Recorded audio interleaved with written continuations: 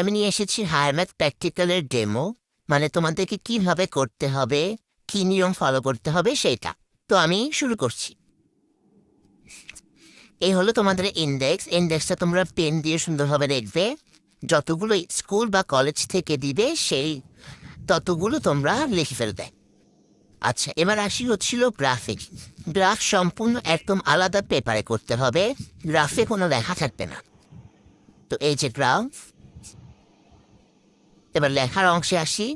লেখা তোমরা গ্রাফের পেজেও পড়তে পারো, অথবা হচ্ছিল তোমাদের যদি এরকম সাদা পেজ থাকে সাদা পেজেও করতে পারো, দুইটাতেই করা যাবে। কারণ শুধু সাদা পেজে করতে গেলে তোমাদের পেজ নাও থাকতে পারে, তো তোমরা গ্রাফের পেজেও করতে পারবা।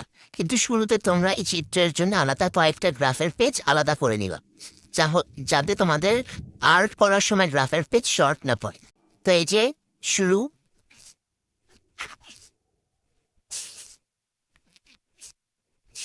সেকেন্ড পিকচার, এই যে এইভাবে তোমাদের প্র্যাকটিক্যালগুলো সম্পূর্ণ করতে হবে এই নিয়মে।